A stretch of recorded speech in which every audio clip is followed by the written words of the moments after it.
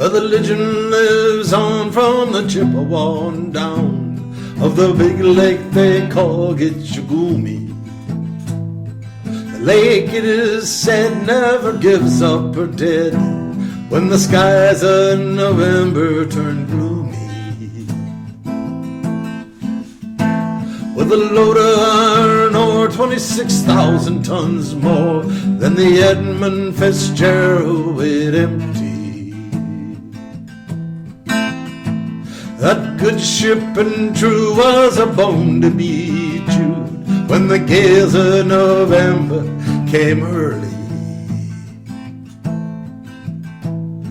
The ship was the pride of the American side, coming back from some mills in Wisconsin. As the big baiters go, it was bigger than most, with a crew and good captain well seasoned, concluding some terms with a couple of steel firms when they left fully loaded for Cleveland. And later that night when the ship's bells rang, could it be the north wind they'd been feeling? Wind in the wires made a tattletale sound, and a wave broke over the railing. And every man knew, as the captain did too, 'twas the twitch of the north wind a blowing, stealing. The dawn came late and the breakfast had to wait, when the gales of November come slashing. When the afternoon came, it was freezing rain in the face of a hurricane west wind. When supper time came, the old cook came on deck, saying, "Fellas, it's too rough to feed you." 7 p.m. a main hatchway caved in. He said, "Fellas, it's been good to know you." The captain wired in, he had water coming in, and the good ship and crew was in peril.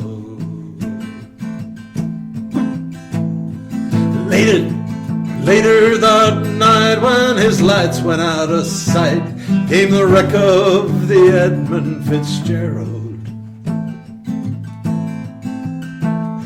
Does anyone know where the love of God goes when the waves turn the minutes to hours?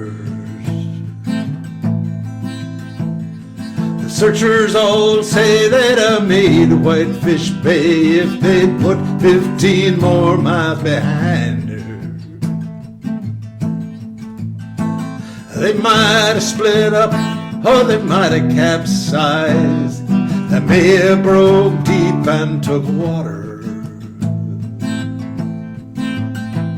And all that remains is the faces and the names of the wives and the sons and the daughters. Lake Huron Row Superior sings in the rooms of her ice water mansion. Old Michigan steams like a young man dreams, and the islands and bays are for sportsmen. And farther below, Lake Ontario takes in what Lake Erie can send her.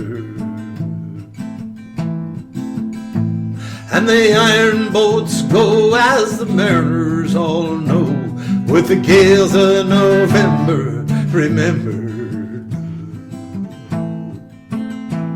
In a musty old hall in Detroit they prayed, in the Meriton Sailors' Cathedral. The church bell chimed, it rang 29 times for each man on the Edmund Fitzgerald.